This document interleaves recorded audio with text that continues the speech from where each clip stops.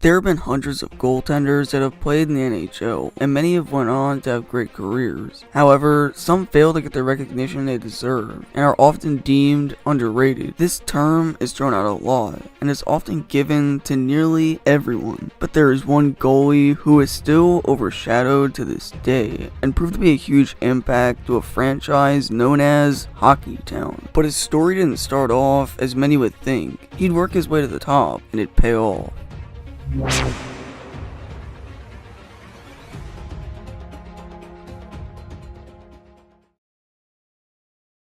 Born in Peace River, Alberta, Chris Osgood, a member of the Medicine Hat Tigers in the WHL, was determined to make it big, and knew he'd have to perform.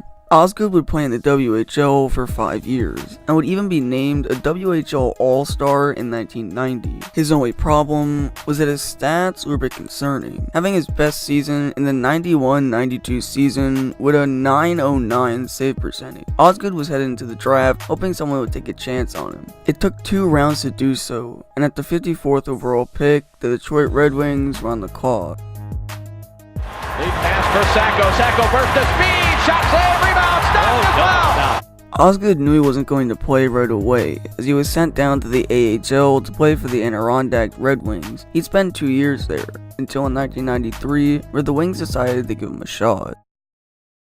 Osgood would play in 41 games that season, and would post a .286 goals against average and an .895 save percentage. Osgood would help the Wings make the playoffs, where they faced the San Jose Sharks, going in as heavy favorites. All was going smoothly in Game 7. The series was tied, and rookie goaltender Osgood was hoping to stone the Sharks cold, until...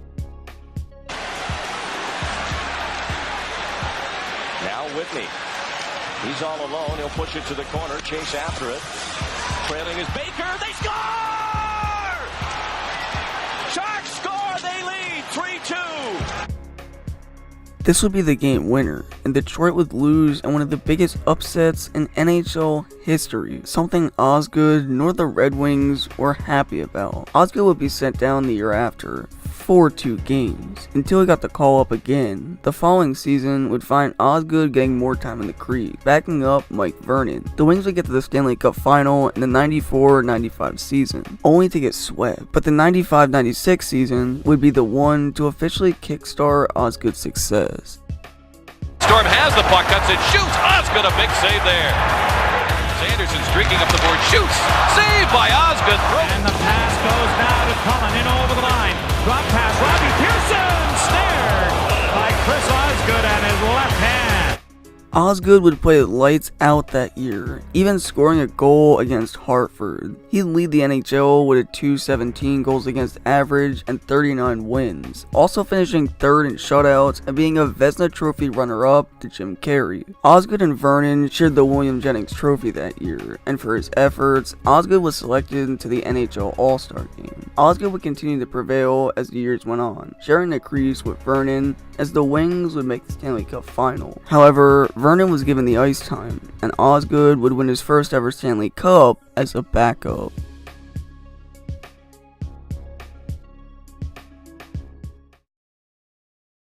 Vernon would be traded to San Jose the following season, and it was now up to Osgood to lead the way, and he'd do just that, helping the Wings get back to the Stanley Cup final once again in 1998, sweeping the Capitals. It was then that Osgood would win his first Stanley Cup as a starter. He'd remain the starting netminder for the Wings until the summer of 2001, where Osgood would find himself on waivers, getting picked up by the New York Islanders. The Wings made the move as they'd acquired Dominik Hasek from the Buffalo Sabres, but with Osgood's success in Detroit, the move was puzzling. While in Long Island, Osgood would help the Isles reach the postseason, rotating starts with Garth Snow, where they'd lose to the Maple Leafs in 7 games. Year 2 would find Osgood on the move again, after this time fighting with both Snow and DiPietro for a starting spot. And after months of trying to become number 1, the Isles traded Osgood to St. Louis, where he'd become the starting goaltender. Now, being in St. Louis, Osgood wanted to show he was still an elite goalie. However, although Osgood posted winning records during his time in St. Louis, the Blues did not advance past the quarterfinals, and Osgood's contract was not renewed by the St. Louis Blues, making him a free agent for the first time in his career.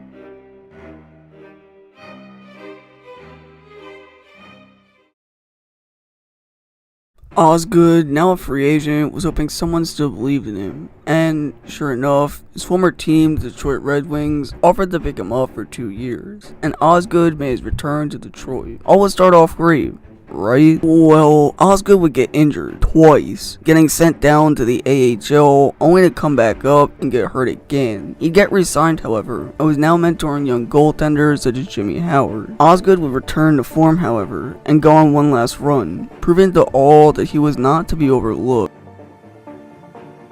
The 07-08 season, Osgood returned to glory. Both he and Hasek remained Detroit's goalie tandem. While Osgood was expected to be the backup goaltender, Hasek struggled at the beginning of the season and got hurt. Osgood took over and put up superior numbers. He ranked first in the NHL in goals against average during the regular season, ranked 16th in save percentage, and posted an impressive 27-9-4 record, earning him a 3-year, $4.5 million contract extension and an appearance in the NHL All-Star Game. Osgood will become the starter for the playoffs that season, hoping to take Detroit back to the promised land. And sure enough, And then kept in by Datsyuk.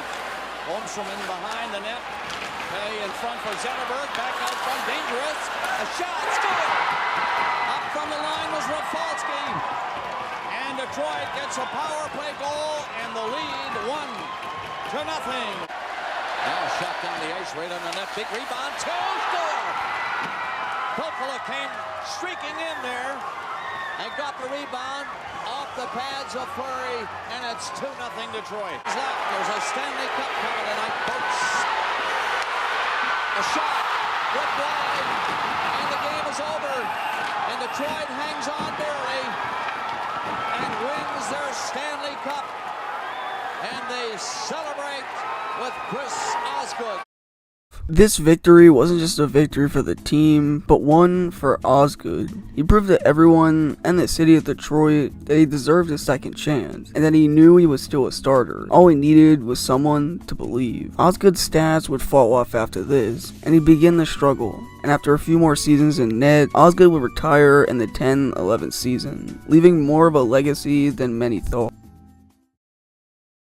Osgood's story is heartwarming in more ways than one. He was consistently overshadowed throughout his career, and was always held back. Osgood knew he was a #1 goalie, but he needed others to see that, and he needed the world to see that he was never backing down. Many tend to forget about Osgood, like many once did during his career, but no one will forget his fighting spirit and his passion for the game. Osgood's story shows that you don't need to be a superstar to be remembered, because all it takes is one trade, one signing, or one waiver claim to make an impact.